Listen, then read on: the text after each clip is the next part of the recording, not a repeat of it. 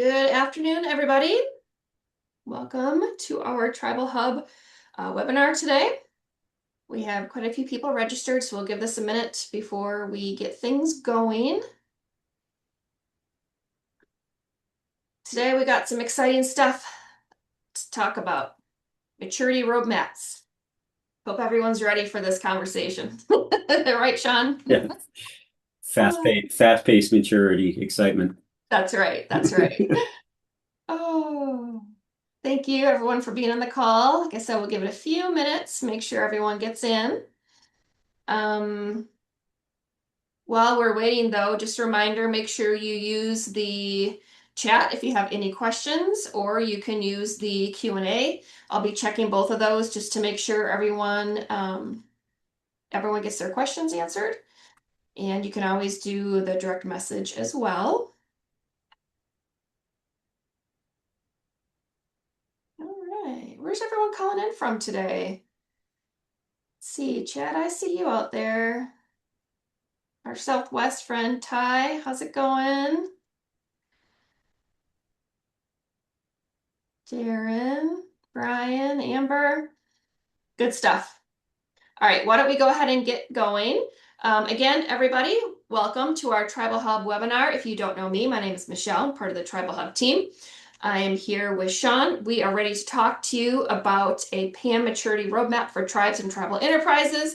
It's going to be a lot of information, but a lot of good, useful information. So super excited to get into this today. Again, just make sure you use the chat, use the Q&A. You will get an email from Zoom tomorrow with a link that will take you to a copy of this recording. If anybody on your team wanted to come and couldn't make it, please make sure you share that out with them. And I think that's all I wanted to cover before we get into this conversation. So, Sean, I'm going to turn everything over to you. Thank you, Michelle. Mhm. Hi, everybody. It's nice to be here. I appreciate everybody taking the time to listen in on the webinar today. My name is Sean McCabe. I am the Director of Engineering for Public Sector here at Delinea. So, as Michelle mentioned, the topic for today is a PAM maturity roadmap for tribes and tribal enterprises. Um, I've got some very specific goals that I'll cover in the agenda. But I wanted to be clear at the outset that this is a technology agnostic presentation. This is my goal is to deliver some information around where the environment is today, what to look out for, what are some of the specific challenges that we see with our current tribal customers, and then we'll dive into the roadmap itself and actually give you some actionable things that you could start working on today. Um, I'm hoping to be able to give attendees some advice on what they can do with maybe some licensing they currently own, or also be able to use some existing technology that's in place just by changing some settings, upping logging, etc. And then, of course, we'll also talk about some of the technologies that are involved in the enterprise. So I'm going to quick adjust my note screen and we'll get going. So Sean, I'm going before you start, Sean, I'm sorry, I forgot to mention this in the beginning.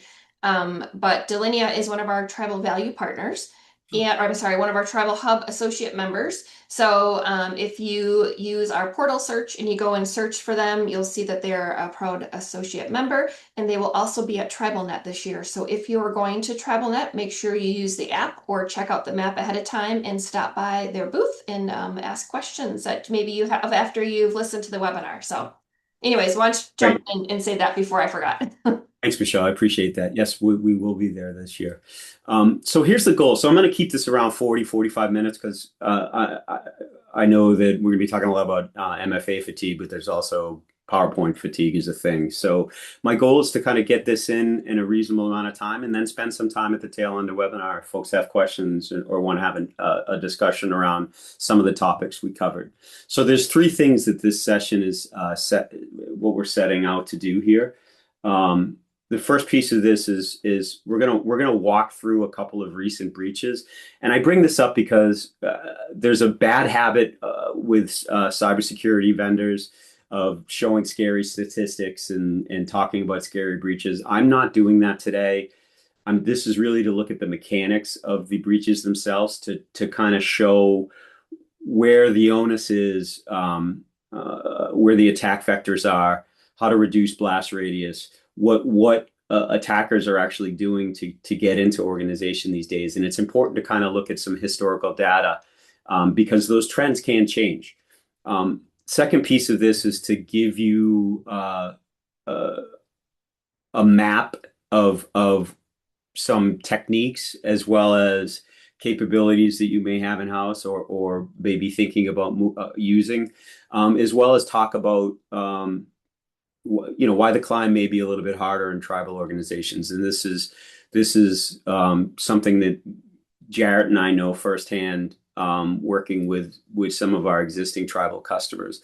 And then lastly, I'm gonna leave you with some things you can actually do without a budget cycle. Um, Taking a look at your existing controls. And then we're going to have a brief conversation. This is something we run into generally as a sales organization, but also what we see in internal customers run into.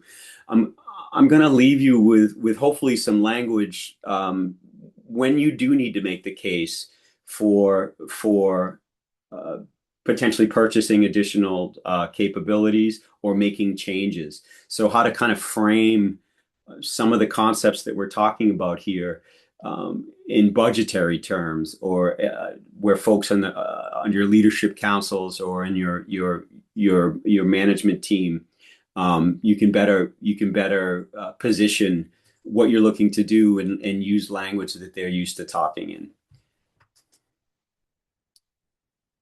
So the first piece of this, I'm going to talk about three actual breaches first.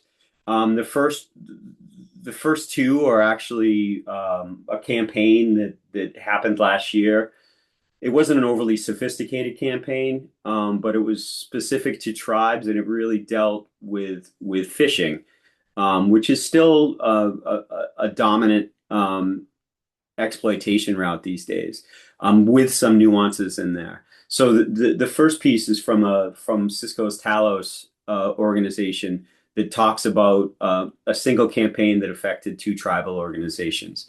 Um, and I believe these are important because they actually targeted tribal organizations, but also much of what we're going to talk about today is not only the importance of MFA, because I think people understand how important MFA is, but how you're managing your MFA deployment, including the help desk, which you'll start to see as a common theme at the first part of this discussion.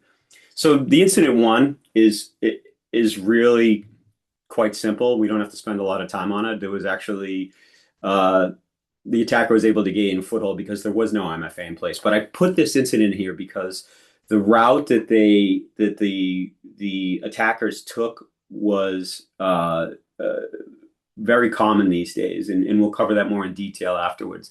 The second piece is something that we see that's more common, where folks did have MFA in place, but the bad actor was able to get in, was able to defeat MFA. And there's four main categories that we're going to talk about today about how MFA can be bypassed in the organization.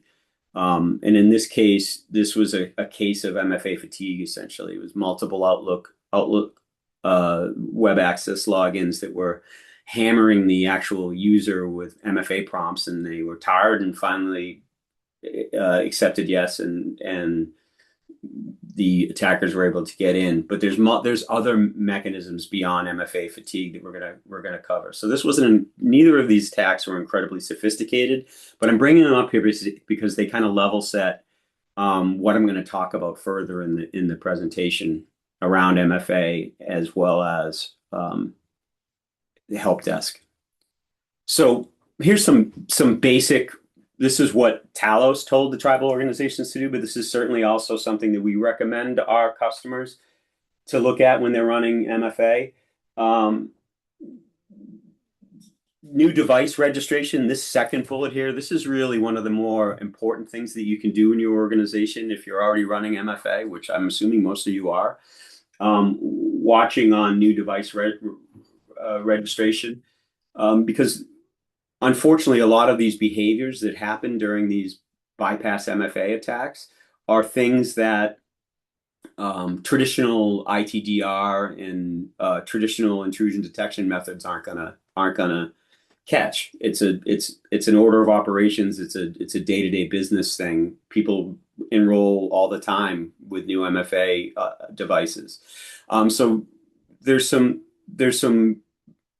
primary bullet points here that are important to think about when you're talking about your MFA deployment.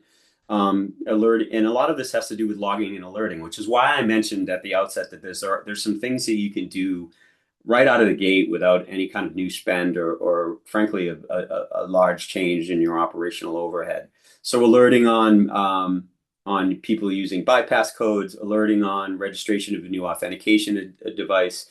Another common theme of today's presentation is going to be visibility. So when folks are creating accounts that are meant to bypass MFA, you need to know about those. And then obviously alerting on removal of any account from MFA that should have MFA as by tribal policy. So I bring these up because none of these methods are really out there or geared towards stopping the fish. They're actually what attackers are trying to do is change how the identity is being proven. And that's the part that's sometimes hard to watch with traditional security mechanisms. And I'll go into a little bit deeper why. So I'm going to dive into the threat picture, and this particular slide here is important because you may see some, for years, and I've worked in this space for quite some time. You'll see a lot of vendors in our space talk about identity is the new perimeter. Identity is the attack vector that is most important in the organization. There has been some changes in some of the reports recently, particularly Q4 of last year, where there's been a little bit of a shift back into vulnerabilities being the main route that attackers are gaining access into an environment. I bring this up because it's not frankly, it's not really important what the primary, because this has already changed a little bit in the first half of this year. I bring this up because regardless of whatever the front door is these days, how folks are getting in, everything after that front door is identity. So whichever route they use, their goal is to operate as an employee. They're typically not using malware, or if they're using malware or ransomware or installing something, it's later on in the kill chain, and we'll cover that in the next couple of slides. But I bring this up so if you're seeing out there things about vulnerabilities, or is phishing more common, or frankly voice phishing or vishing is very much starting to become the gold standard. Regardless of how folks are attempting to get into the front door, once they get in, their goal is to gain access to a privileged account. So securing your identities are still the key position you should be taking in an organization. Here, this is certainly when I mentioned at the outset. These aren't in here to spread fear and doubt. This is actually good for your budgetary arguments if you talk about statistics like this, and you can grab these off the web. I got these from the CrowdStrike and the Mandiant M-Trends reports. I bring this up because the timing isn't there to scare you. The timing is there to show you. We're not asking for more people to watch screens. We're not asking for additional software buys to catch this stuff, because frankly, it happens so quickly. It's really not possible to catch. What we're actually asking for is remove the standing access for the accounts that these folks are targeting, because it's impossible to keep up with this pace and detect all of this stuff. But if there is a compromise, you're reducing that blast radius by making sure that the privileges on those accounts are either doled out in a standing manner or at least in a least privilege model so that the blast radius shrinks. So as you're kind of talking to leadership, this 29-minute is the number that frankly you should focus on, and it's really the goal around, hey, we're not looking to monitor more, watch more screens. We're actually looking to put in a program in place where we start to remove standing access, at least to our tier 0 applications. This is another trend that's been seeing, and this is going to be part of when we put our whole recommendations together at the tail end of this presentation. There's been a big shift where email phishing is declining, but phoning into the help desk is increasing. That vishing piece, and so when you have hundreds of staff across a massive organization or a larger organization, how many are you actually using scripted verification steps before someone resets a password or re-enrolls an MFA piece? So now that you can consider the help desk as one of the primary front doors, this is actually something that doesn't take a ton of spend. It's really more from a policy perspective. So, and we'll cover some more of these in detail, but really how your help desk interacts with your users, particularly your privileged users. Things like, we're never going to call you about MFA. That should be policy right out of the gate. Verification when somebody does call in and is looking for resetting their MFA, particularly if it's associated with a privileged account. What are the steps that the help desk goes through to verify? And this is all in the effort to face the increase in vishing. Bad actors basically calling the help desk and impersonating users. The other thing, and this just happened in August. It didn't happen in a tribal organization, but this kind of is in the same vein. This month, Google Threat Intelligence reported this, where attackers are posing as internal IT help desk staff and calling employees on their personal mobile numbers and asking them to enroll a passkey or update their MFA. This goes right in line with the previous slide, where policy in place so that your users know that the help desk is never going to call you and ask you to reset something. And I think you're seeing a trend here too, that this goes back to the old saying that hackers these days don't break in, they log in. So a lot of this is coming, and we'll cover this in the next couple of slides. A lot of this is coming in the form of folks were able to get their hands on a password, and now the main goal is to defeat the MFA, which is most likely in place already. So here's the kill chain, and this is from 2023. So the comment from the attendees may be, well, this is 2023. That's light years ago in the world of cybersecurity. Not really. This happened at a major hospitality and gaming operation. Not necessarily, it wasn't associated with a tribal organization, but this was really the template. These attacks in 2023, which were quite devastating, is essentially the template that folks have been using since then. And the common theme that you'll see in a lot of these kill chains or attack chains are that there's nothing installed. There's no malware, no ransomware. And in fact, this particular breach, until somebody installed password sniffing on a gateway, nothing was caught. Everything was all, again, order of operations, typical day-to-day stuff. They called the help desk to impersonate an employee and reset their MFA. They signed in as the user. They once they were in as a user, there was a ability to take advantage of a privileged account that wasn't being properly controlled to essentially create a downstream IDP using Okta in this case. Um, and at that point, they basically had the keys to the kingdom, and they pivoted to Active Directory and Cloud Admin. It wasn't until they installed something on the gateways themselves that traditional intrusion detection software caught something bad happening. So steps 1 through 7 here, nothing was installed. It was all done with a breaching a password or finding a password in the dark web and vishing, and then using trust relationships within the organization, which were working as exactly configured. They just weren't being monitored correctly or watched correctly. And here's sort of the how it kind of goes in line with the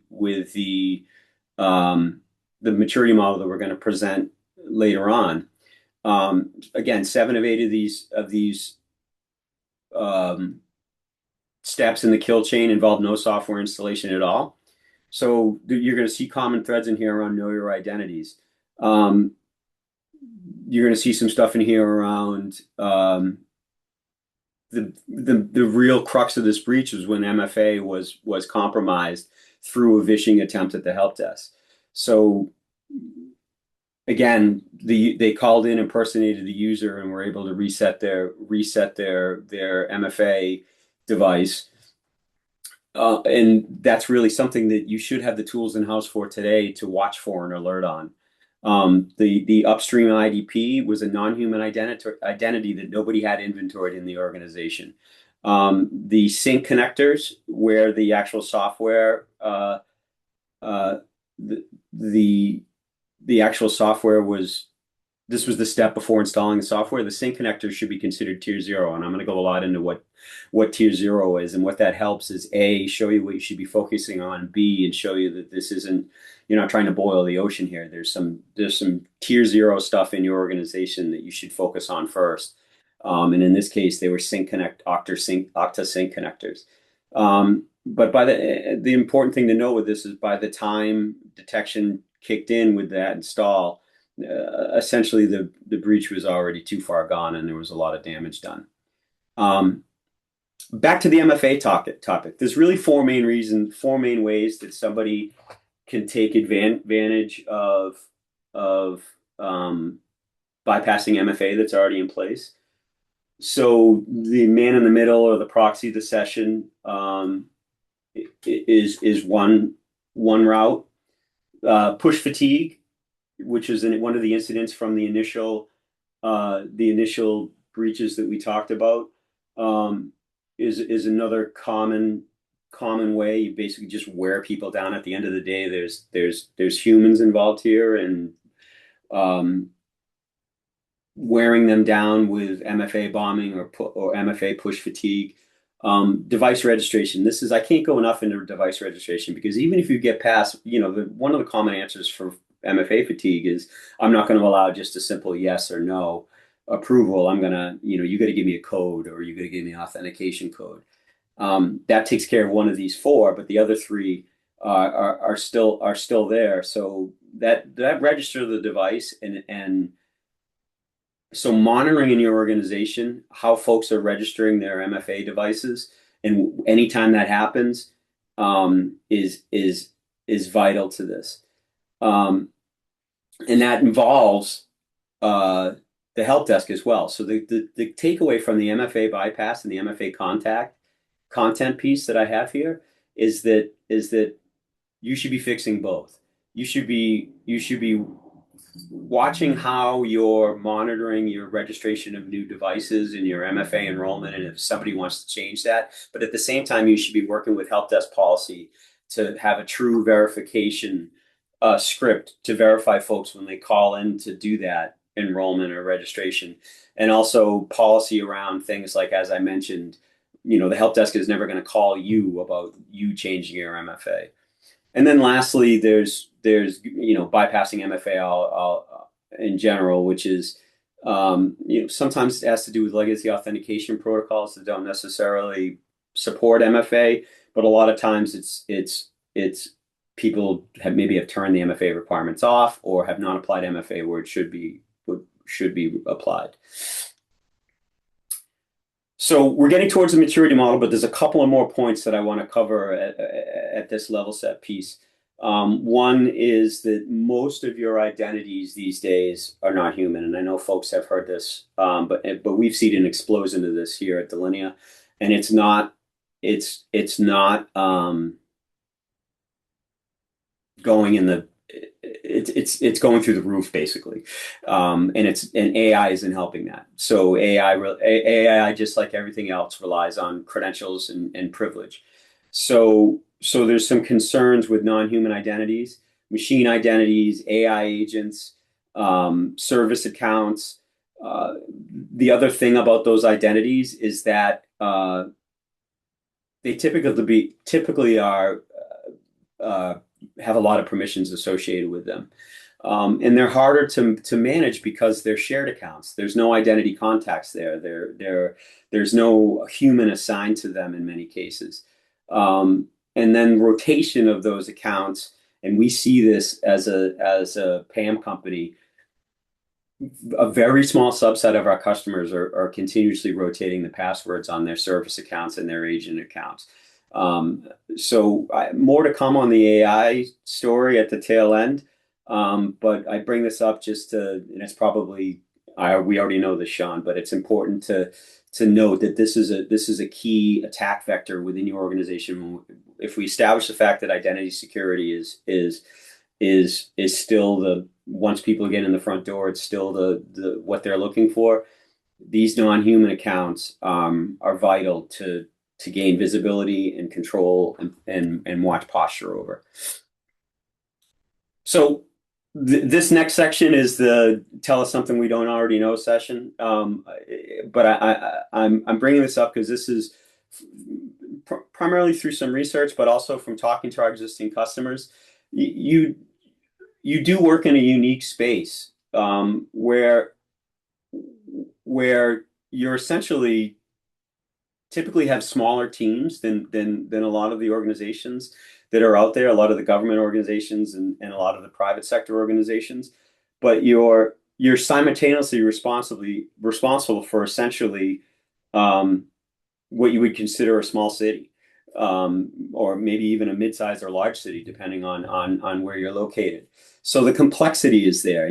The expectation is you have smaller departments. Everybody tends to have to be responsible for multiple jobs, jack of all trades. We hear the jack of all trades, masters of none on a regular basis. Your requirements around IT span everything from government and housing all the way to utilities and broadband and even gaming and enterprise. So it's smaller staff running essentially an entire government's worth of services. So this can add to the complexity around identity security, and it's something that we strive when we talk to our customers of how to address this, not only from a how to talk to folks about budget, but also how to utilize what you already have in house to tighten up what you're currently doing. The same could be said about the what your requirements are, because there's 5 federal regimes that are out there that have essentially multiple demands of what they expect from an identity security program, but they're all written in different languages.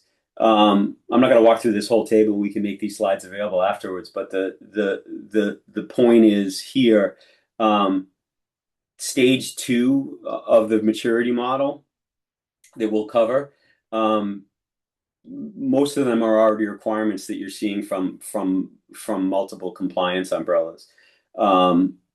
So this is just adding to the complexity that we see with our tribal customers. This is another example that I wanted to bring up that we see particularly in government. And again, this isn't to kind of scare folks, but this is sort of some of the, and I just picked HIPAA here, really what they're talking about. This hasn't been approved yet. This has all been in their proposal.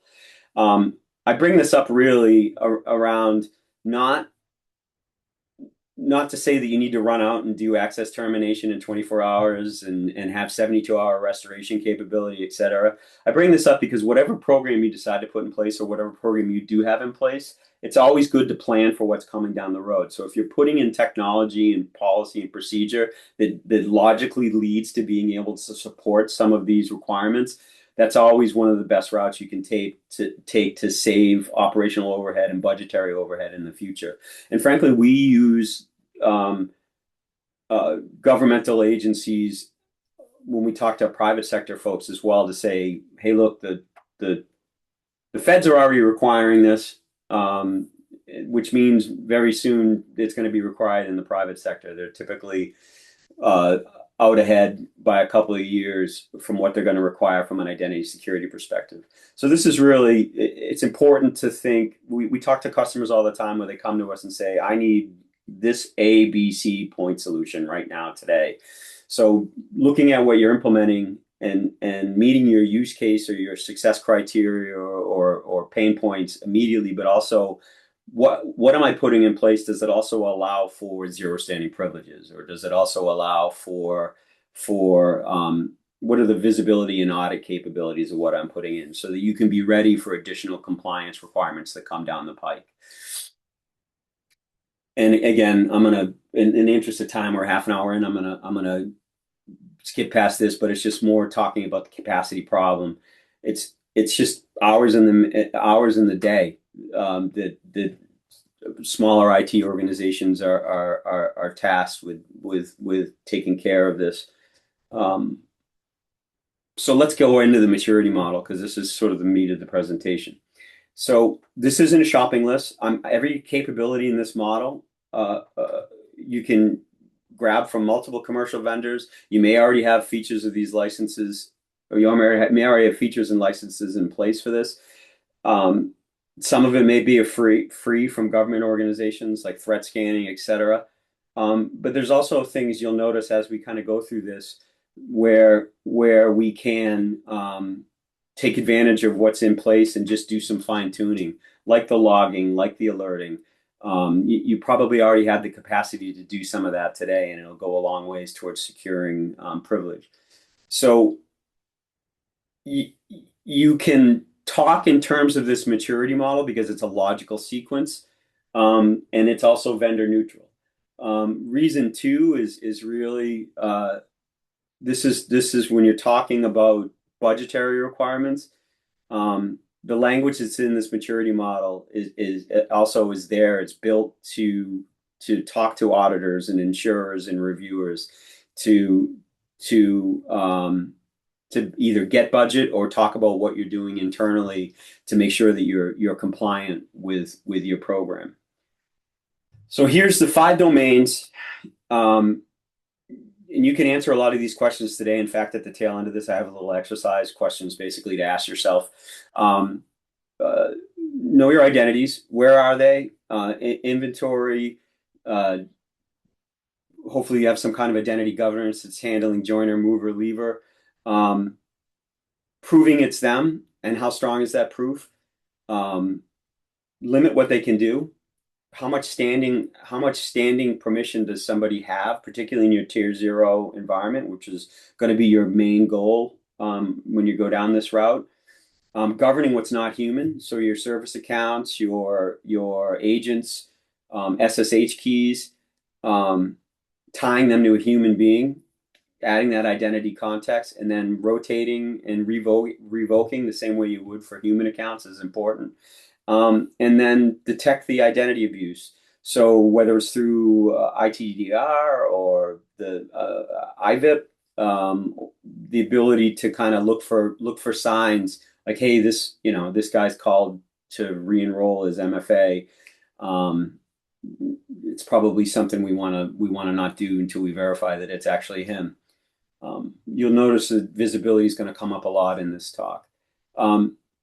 Here's the 4 stages, and I took our, so we here at Delinea have a maturity model, and it's based on the Gartner maturity model, which is constantly changing here and there as they add more requirements. And I kind of put this in simple language. So there's stage, and you may be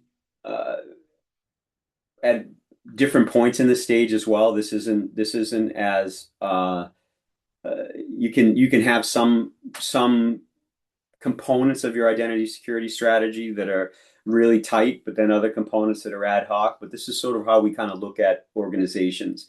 Ad hoc, which I'm assuming most people aren't there these days, or at least moved into stage two, where local admin passwords are everywhere. You're not inventorying anything. MFA is partial or not there at all. Offboarding is not something that's handled programmatically. It's sort of a, oh yeah, Sean's not here anymore. We should disable his accounts. Stage two, um, consolidation of identity is big with the maturity model, because if you're simplifying where the identities are coming from, it shrinks that attack vector, shrinks that blast radius, and simplifies your management. So it's not entirely possible these days to get down to one single IDP or one single directory, but keeping that in mind as you're working through the maturity model. Um, Identity consolidation and simplification is key. Um, Standing privilege is gone where it matters. So time bound and logged admin rights to all your tier zero things like domain controllers, backups, hypervisors, your separation of duties, so separating your daily driver or your unprivileged account from your privileged account, and then managing service accounts. And then the utopia where this is the hardest step, is getting to an adaptive model where you're continuously verifying everything. Um, I'd like to talk to my customers around the fact that no, we understand that nobody has unlimited budget, nobody has unlimited operational overhead. So my biggest takeaway with these models, and frankly everything that I'm talking about here, is look at it pragmatically. Where can I gain the biggest wins? Those tier zero components are key. Where can I gain my biggest wins? And maybe, yes, it makes sense to have adaptive everywhere, but frankly, I couldn't even support it even if I had the budget to afford what adaptive um, uh, authorization would mean to apply it everywhere. So uh, this has to be a pragmatic exercise just as much as a technical exercise. Um, Here's the stages, and I'm not again not going to go through this, but stage two is probably what you're already being required to do, the consolidated move, because again, we talked that most folks are out of that ad hoc territory. Um, the stage four again, and I promise we'll get these slides out to you, because this is obviously impossible to cover in a 45-minute webinar. But this takes the five domains and then spreads them across the four stages that we talked about. But it's important to keep in mind that stage two is pretty much something that most organizations have to meet these days. Whether you're meeting them or not, I'm not sure, but that's you can kind of, from a compliance perspective, expect to be living in this area, and striving for stage three and stage four. This is also cross mapped to for collateral purposes to some of the maturity models and requirements that we see out there, that you can use this capability to to put this in funding language, basically. So if you do need to get, rather than, hey, we need to buy MFA, it's hey, this closes a particular gap in the NIST CSF 2.0 that we're required to meet, et cetera. So how do I get here, and what are the routes that I take? I've been mentioning how important visibility is. Visibility is key to establishing your initial control over, and this maps directly to stage two. So you're discovering identities. You're making sure that every machine is registered. Hopefully you're vaulting alternate admin accounts and service accounts. And hopefully you're not just using those vaults in a as just a giant repository, and you're actually rotating those password Brokering remote access instead of direct VPN connections is important. And then wherever possible, session auditing and monitoring is switched on, whether it's on the hosts themselves or just for the sessions that are established by a proxy or a vault. Consolidation of identities, if we move on to phase two, um, consolidating your identities, making sure, starting to roll out just enough privilege, and I'll go into detail in the next couple of slides what this actually means. And attempting to get just-in-time access deployed, particularly for your tier zero stuff, is very important. And MFA, like I want everybody on the call to understand that, we started the conversation off of that kind of made it look like MFA is a vulnerability. MFA is not a vulnerability. It's a absolute 100% requirement. It just needs to be fine-tuned and secured better in organizations and deployed better.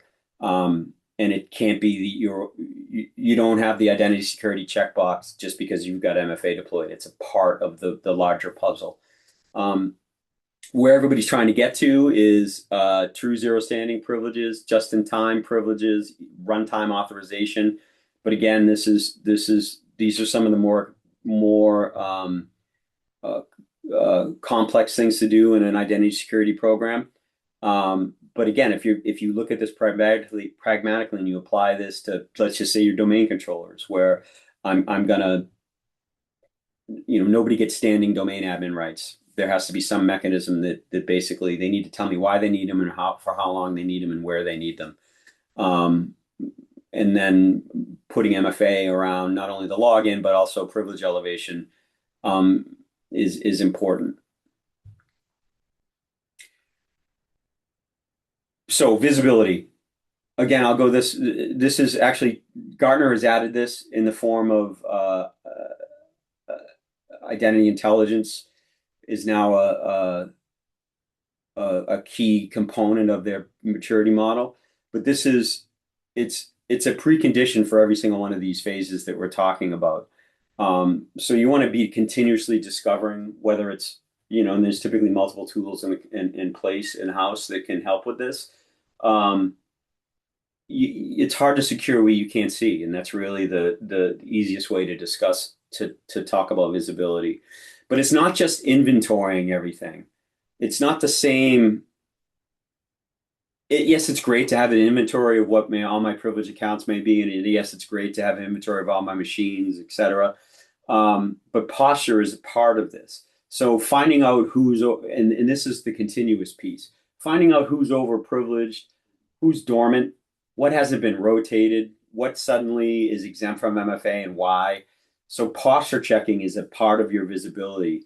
And this goes hand in hand with also, let's say you put your visibility rules in place or you put your control rules in place.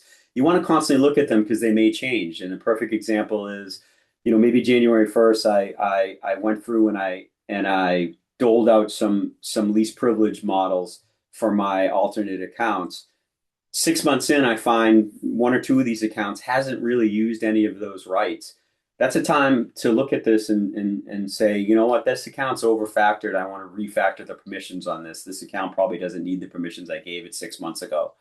And the closer you can get to consolidating your identity makes these first two components much more valuable because you're not looking across dozens of directories and IDPs. You're hopefully shrinking it down. You're going to hear this category is not necessarily settled yet, but things like identity threat detection and response, IVIP, ISPM, these are all some of the terms for things that do this, and they can come from multiple types of vendors. Obviously, anybody in the PAM space will have these capabilities, but you may have capabilities in-house already with something like an identity governance solution.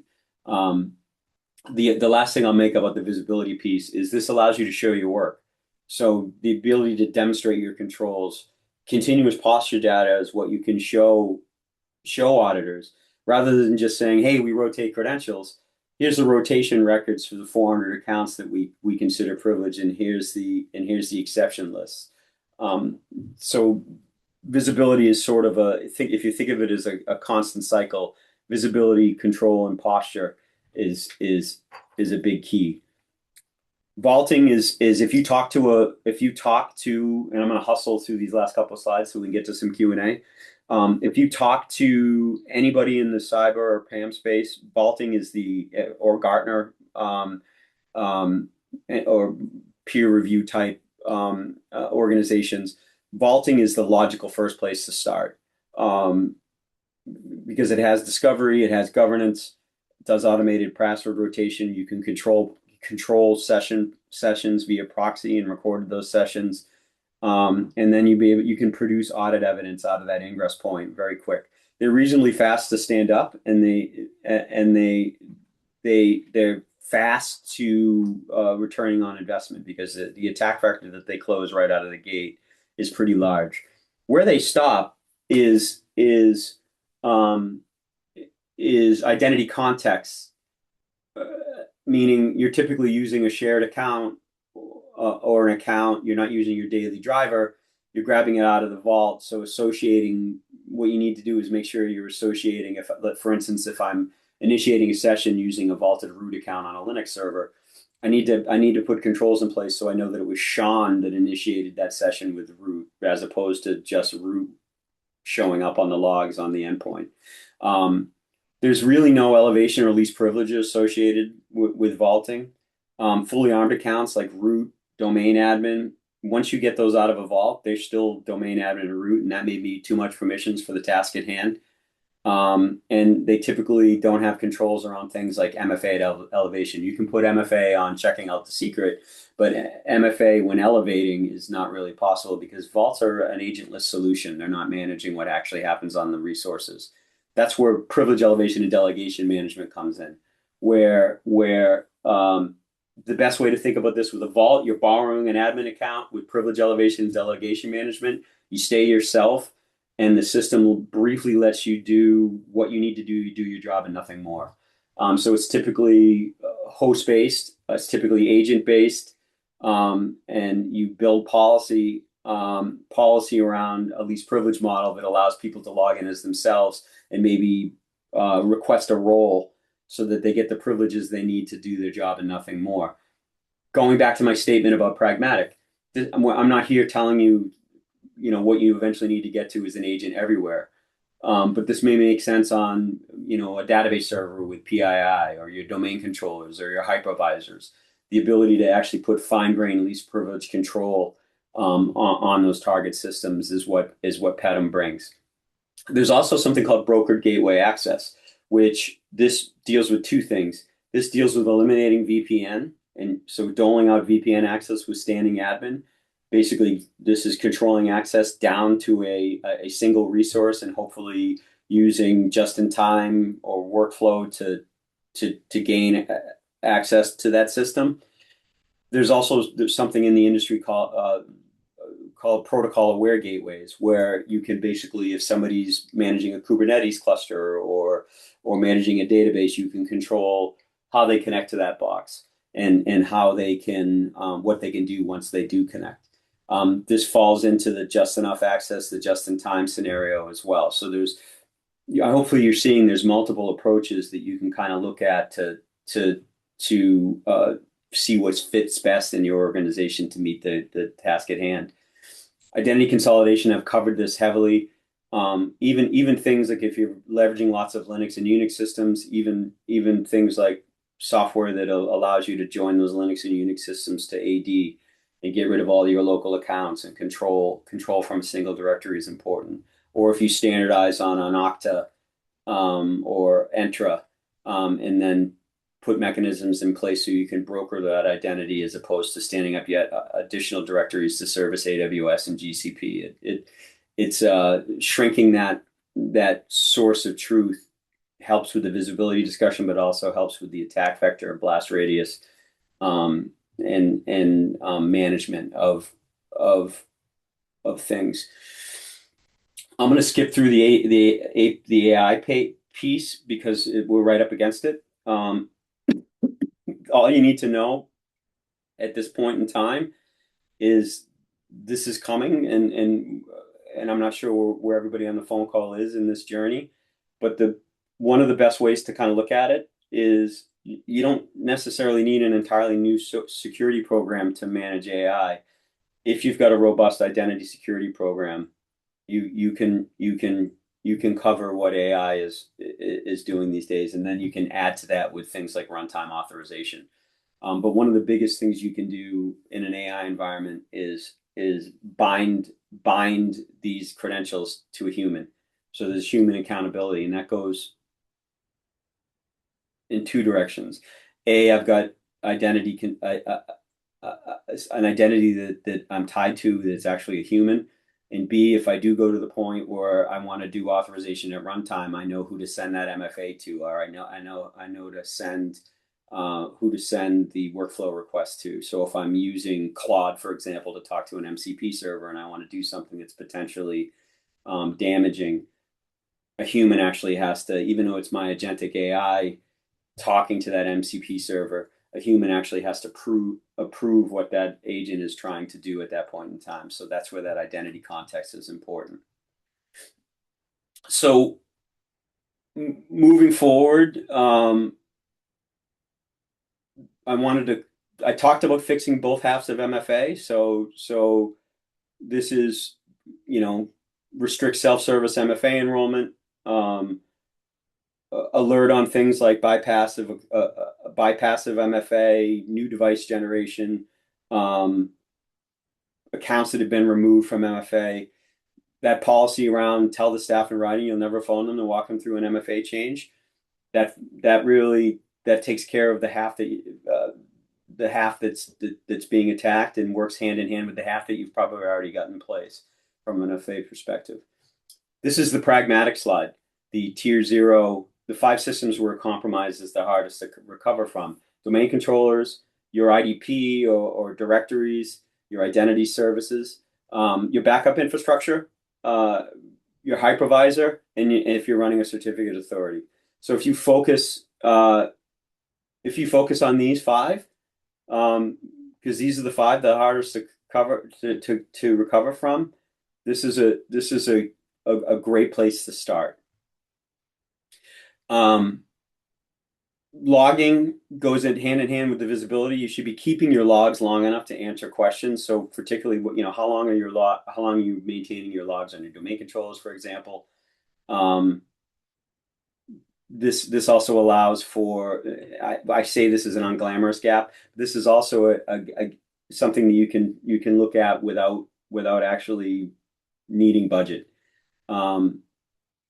Keep logs long enough to answer the questions, essentially, is the big takeaway from this slide. I have this in here, and I'll pass this along. But these are some of the I mentioned at the beginning, the outset, when you do have to go and get budget. A lot of the conversations the way you should sort of frame things is, again, in budgetary language, not necessarily in technical language. So much of it's in here is typically, as practitioners, and I consider myself a practitioner, I'm still technical. We tend to talk too technical, and we tend to talk about using terms that maybe somebody that's responsible for the budget is not great at understanding. So some of it is things like make the blast radius concrete. So if you talk about the terms, if this one mailbox is compromised, it sits in the same directory as the gaming floor and the help system. So also talk about services affected, what we can keep doing if we enable this piece. We're already obligated to do this. Most of stage 2, again, we've talked about this, is already, you're probably already required to do this. So it reframes it from a new request into an existing requirement that we just haven't been resourced for. So these are some useful talk tracks or ways to kind of look at different parts of this maturity model if you do need to go and talk about getting budget for them. This is my last step, and I'll pause for questions after this, and I apologize I went over a little bit. These are just some of the questions you can ask yourself. If you hesitate on any of these are some of the gaps that you can start to look at. So Do you know where all your service accounts are? Um, are you governing what's not human? Is there a password in your organization that can get you into more than 10 machines? How far back are your domain controller logs going? The last person who left, how long until their access was actually gone? Is it hours, days, or are they still around from an identity perspective? How many people, the machines, you're all watching this presentation from a machine, how many people have local admin rights on the machine you're watching from? Um, Someone calls your help desk in 10 minutes and claims to be a council member locked out of email. What does your help desk do to prove it's them? These are all places that, frankly, you can start to look at and start to try to lock down without having to implement new technology and um, go for additional budget. So here's the final slide here. Again, keep in mind, doesn't matter how attackers get through the front door, identity is the hallway is probably the best way to look at it. They're still looking for identity. Stage two is simply not enough, particularly for your tier two, your tier zero access.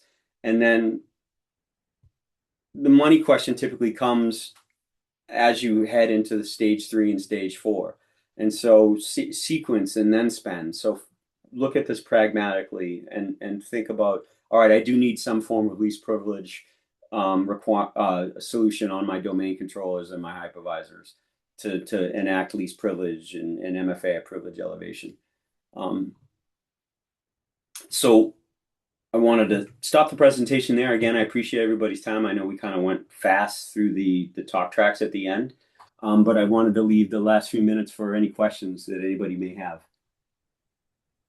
Yes, thank you, Sean, for that. I guess we've only got a few minutes left, and I think one of the questions I have is, if somebody is on the call listening today and they want to go back to their, to their IT team and ask them, say like, we really need to get serious about PAM. What is the first, two, three things you tell them they need to get done? The very first is visibility. So it's knowing what's in the wild, and frankly, asking yourself some of those questions that were in that last slide, like Mm-hmm. even just looking at things like, where are my accounts that have access to, you come up with a number, but in this, I picked 10. So do I have accounts that are in the organization that have permissions on over 10 resources? And if so, how are they being controlled? Are they Mm-hmm. definitely required to ask MFA? Should we be looking at vaulting them? Should we be looking at separation of duty? But visibility is always the first phase in an identity security program, because it's, again, hard to secure what you don't know what's out there. So getting a strong foothold into all the identities and privileges that are out there. And I know that can be tough, particularly if you're utilizing the cloud and Right. maybe have multiple data centers, but that's one of the key places to start. And then, frankly, tightening up the stuff that I covered at the beginning about the MFA programs. Um, those are that's not inconsequential, because that help desk piece and that MFA piece are one of the main drivers of bad actors getting in these days. And I think most places have MFA in place these days for folks that were on the phone. So it's just really tightening up that MFA story. Mm-hmm. Yeah. And then a third step would be to, all right, I know where all my identities are. I know where all my privileges are. I've tightened up that MFA story. Let's start looking at my tier zero stuff. How am I securing stuff it's the hardest to recover if there was ever breached? Mm-hmm. Yeah, that's great. Also, I did put your email in the chat if anybody would like to reach out to you directly. And then one final question before we ring off here. What are you looking forward to most chatting with attendees during TribalNet? My favorite thing is just talking to folks about how they're doing the day to day. It's always one of the nice Mhm. things about my job is I talk to folks in so many different sectors. So it's always, and everybody has unique requirements. So I always enjoy talking to find out, hey, what are the challenges you're meeting? Because sometimes organizations like mine can be a little tone deaf. So the Mhm. best way to avoid that is by getting into these conferences and talking and just having conversations with people around how Yeah, things are going day to day. that's awesome. I love it. Well, Sean, thank you so much for being here. Thank you to Delinea for sponsoring this webinar. Great Tribal Hub Associate member. Stop by their booth if you're going to be at TribalNet and look for your email tomorrow. You'll get a copy of this recording to share with others on your team. And with that, have a great afternoon, everybody. And thanks again, Sean. Thank you.